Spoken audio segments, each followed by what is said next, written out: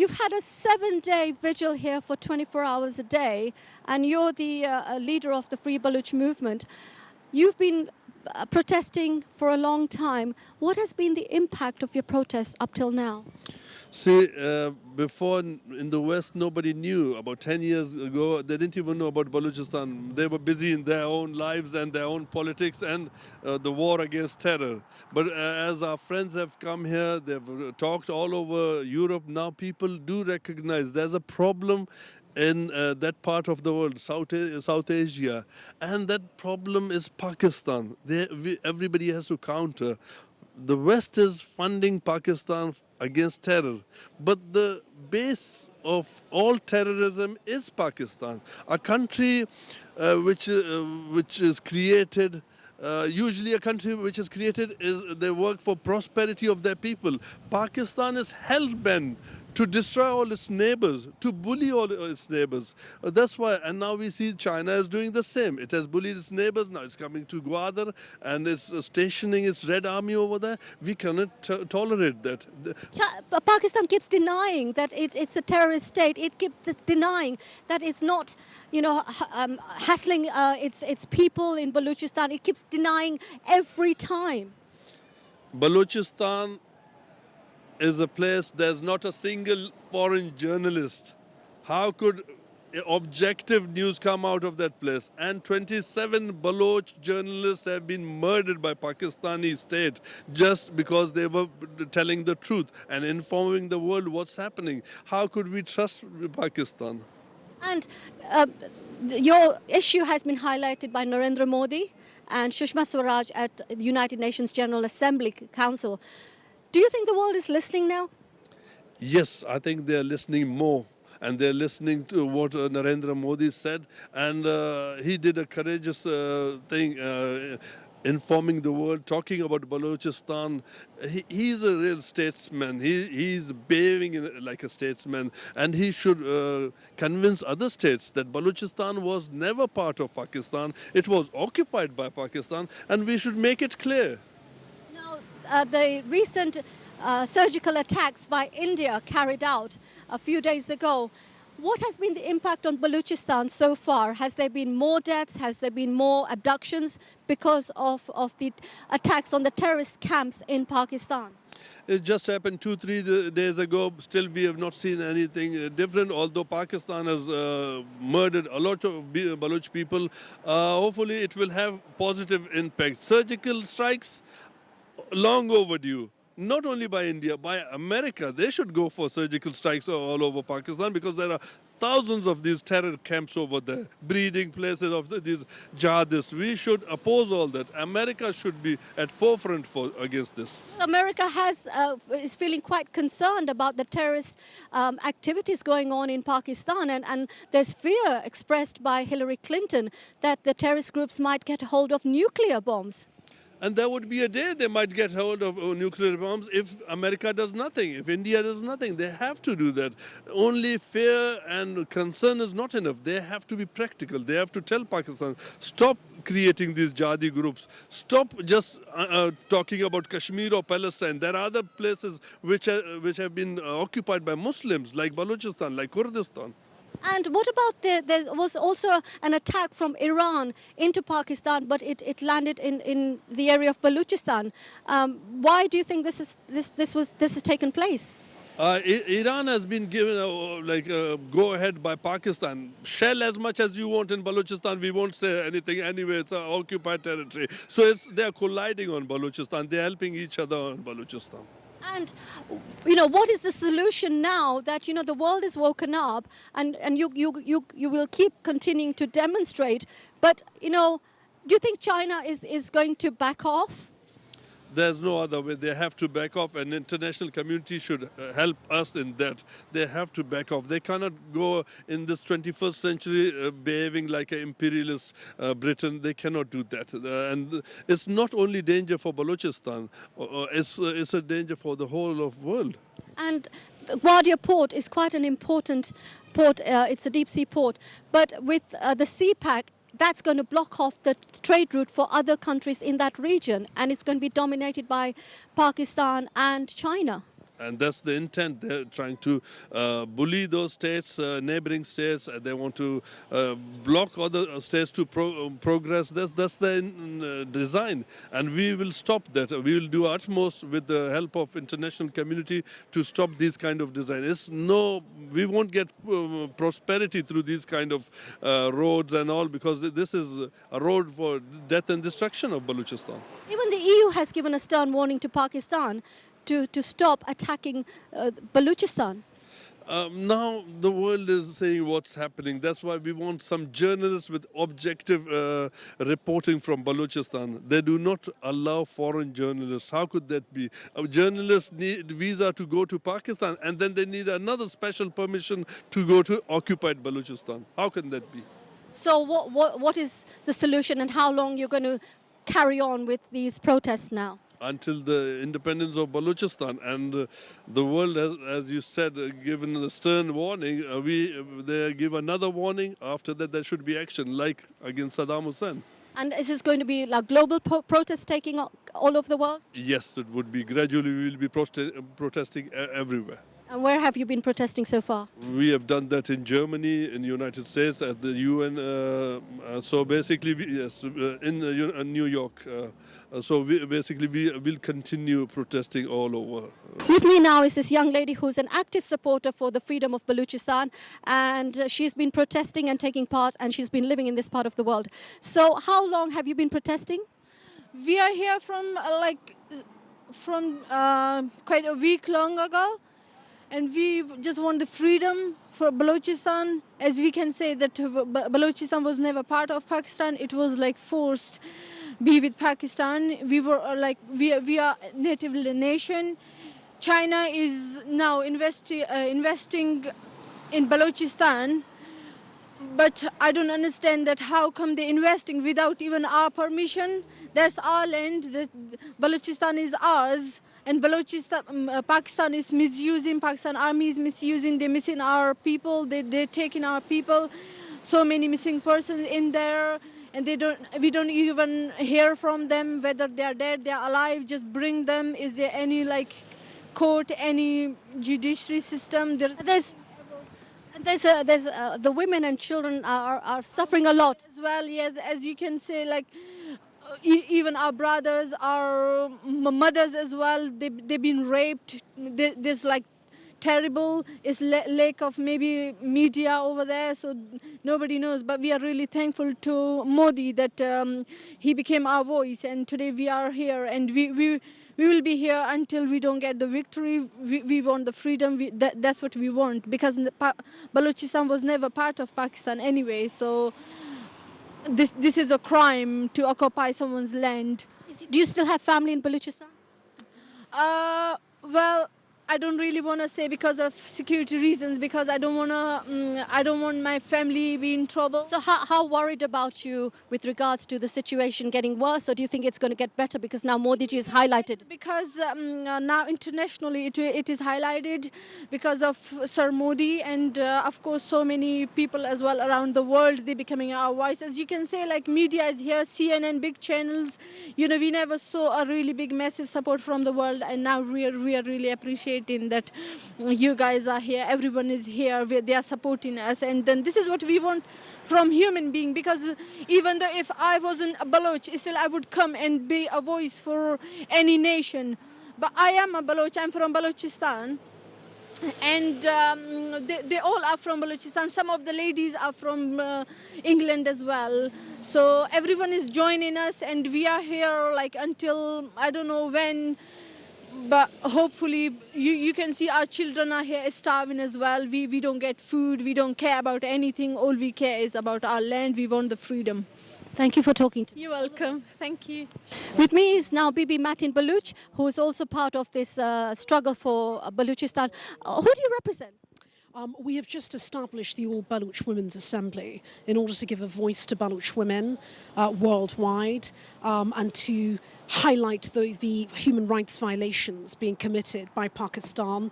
As you may be aware, one of the dirtiest tactics now is that they have taken to kidnapping our women, without any due process. We do not know where the women have been taken.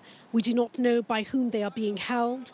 But we are hearing horrifying tales of rape and torture, some of which has been captured by eyewitnesses. I believe they have been able to speak about this to various media, but it's still very little in comparison to the coverage that we require. So why isn't this evidence being documented and passed on to UN and other agencies around the world? We have attempted to try and document as many cases as possible.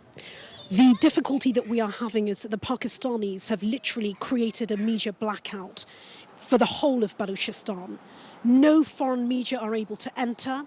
Anybody that does enter, unfortunately, does not leave without being tortured, etc. So it's nigh on impossible to get any information. And this is an absolute disaster. There was a fact-finding mission that was sent last time by the United Nations, and one cannot believe that no judicial body in Pakistan, no governmental bodies sat to speak to these representatives. It actually beggars belief. We don't know how they've been able to get away with this. And now the circumstances are such that the world is eventually waking up, as the senators in the United States have recently, in understanding that Pakistan must be designated a terrorist state. Most of the Taliban high command, their shura being in Quetta, our provincial capital, are able to sell and buy arms in broad daylight under the very aegis of the Pakistani military. They have large cantonments there. How have they not been able to deal with these so-called terrorists? The reason is that we are dealing with the Islamic Caliphate of Pakistan. And it could not become worse than having the cover of a China-Pakistan economic corridor in which to further perpetuate this terror. $55 billion worth of investment so that Islamists from the Taliban, the Haqqani network, Al-Qaeda, and the Islamic State will be able to continue with their activities and spread it into the very heart of India, the disputed territory of Jammu and Kashmir. To think that the world is going to allow this to continue is absolutely unbelievable. But Modi ji and Sushma Swaraj has highlighted the plight of Baluchistan, and the world is listening now? This is something that history itself will not forget. Prime Minister Narendra Modi is a pioneer. It took a great son of Hindutva to raise our issue, and we will never, ever forget this. The Islamic world has been silent. Actually, their silence has been deafening. And yet India, who has produced throughout the course of history some of the greatest lights for humanity, has taken up our cause. And of course, it is India, the sons and daughters, the Bhagavad Gita, of the Vedas, of the Upanishads, of these great texts of compassion, mercy for the whole of humanity. I mean, one can see clearly the restraint within which India has acted in respect to what is going on in Kashmir. Was it the right decision to carry out surgical strikes on the terrorist camps that India did the other day? Absolutely, because the Indian army is fully aware that Pakistan is continuing with the training and the militarization of Jammu and Kashmir.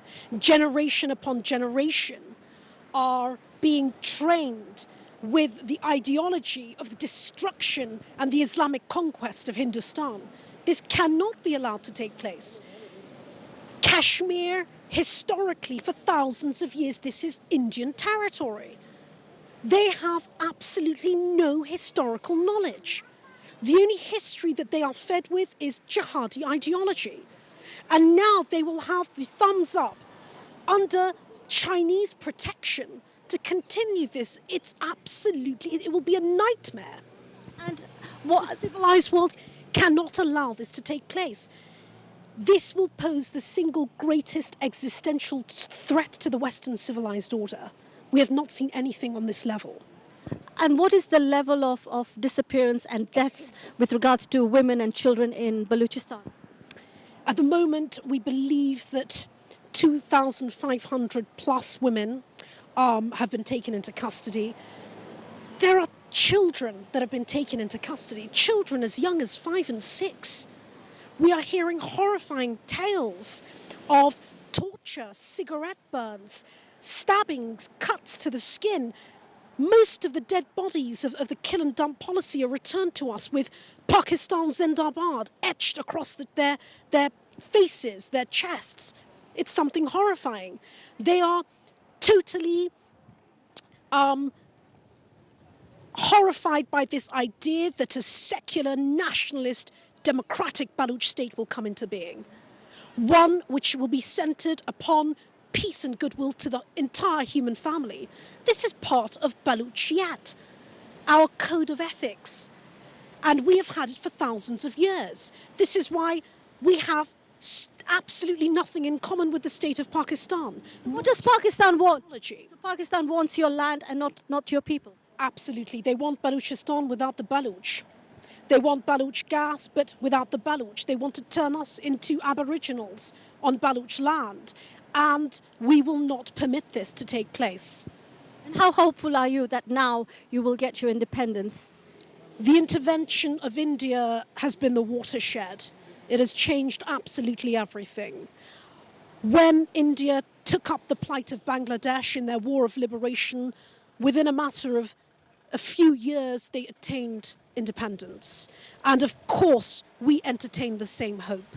And we do so for the whole of humanity, because it will actually be the dawning of a new civilization for that entire region, a democratic crescent of India, Bangladesh, Baluchistan, and the stirrings of modern democracy in Afghanistan. This is something filled with much hope for future generations. India is boycotting SARC, Bangladesh is boycotting SARC, many other countries are boycotting SARC. What impact do you think that will have on Pakistan now? Well, if they are wise enough, they ought to wake up. But history tells us that they are not, that they ignore any pleas for the sanctity of life. This state was born of hate. It continues to perpetuate hate. And it will always be such if we don't stop it. China is not going to back out of CPAC. I think that China is going to realize very soon that the harboring of Islamic fundamentalists is not going to be of any benefit to it. And it will not be able to justify this in front of the world. It's already being attacked by these terrorists. It is already trying to suppress Islamism in its own territory. How on earth it thinks that aiding other Islamists by allowing this economic alliance to take place is not going to affect it in the long term in terms of dealing with its own Islamism, one just doesn't know. Well, we have given a message to China that China should not be a partner in crime with Pakistan. The world knows that Pakistan is committing genocide of Baluch people. It's killing Baluch people. And China, we just wanted to give this message to China that stop supporting Pakistan. And this economic corridor for the Baluch people is a corridor of death and destruction. And we are completely against this corridor because at the moment Balochistan is an occupied country. Once Balochistan regains its independence, we will have friendly relationship with all free and independent nations, including China. But at the moment when Balochistan is at war, when our people are being killed, when our women and children are being abducted, we don't want any other state to be a party of the Pakistani crimes against humanity. We've just spoken to a number of the political activists from Baluchistan who are determined and adamant to get their independence from Pakistan. And as we've seen, they've been standing here with their placards on a 7-day vigil, 24 hours a day, and they are determined to get their independence from Pakistan, to stop all the atrocities, the killings, the kidnappings, and all of them have had a one strong message, and that was, it was the advent of Narendra Modi, Sushma Swaraj at the UNGA that has brought Baluchistan into the limelight, and it appears that the world is listening. This is Silusha Vyas with my cameraman Karan Shekhawat here in Portland Place in central London outside the Chinese embassy.